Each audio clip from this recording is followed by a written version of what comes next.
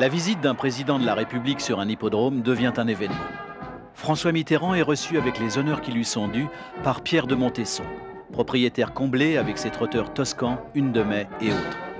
Nos gardes républicains sont toujours présents dans les grandes occasions. Ils sont aimés du public qui les ovationne avant de faire de même pour encourager Ourasi quand il paraîtra sur la piste. Les clameurs redoublent.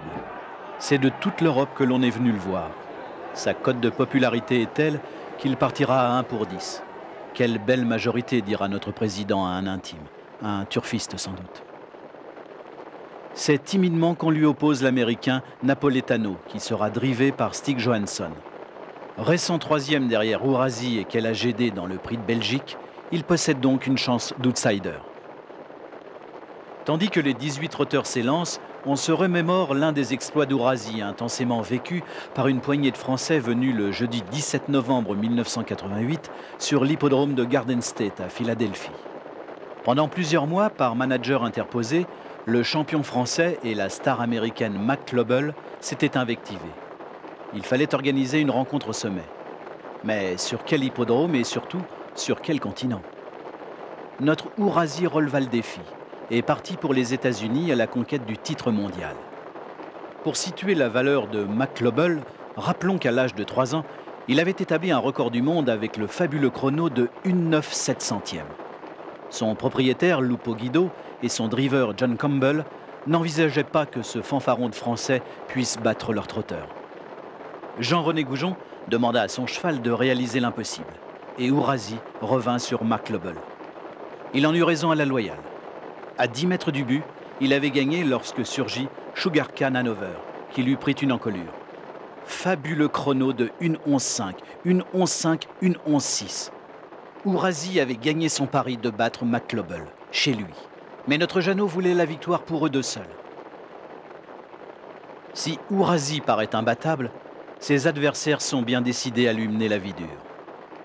Ce sera d'abord Potin d'Amour, le plus véloce au départ avec Quiton du Corral.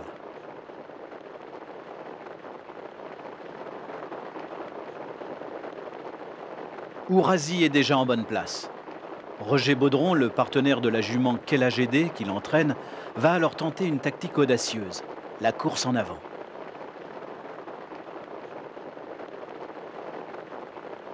Il est venu très vite dans la descente pour prendre la tête et a partagé ensuite le commandement avec Poroto. Potin d'Amour et Ourasi sont dans leur sillage. La dernière ligne droite doit permettre aux favoris de régler le sort de ces deux téméraires. Ourasi est passé à l'attaque. Le public exulte. Puis, c'est le silence dans les tribunes.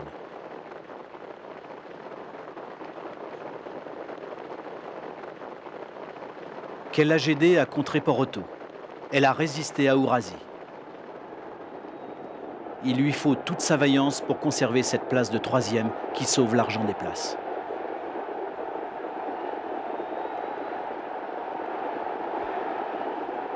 C'est un jour inoubliable pour Roger Baudron et toute la Mayenne, cette terre qui a produit tant de bons chevaux et d'hommes volontaires et talentueux.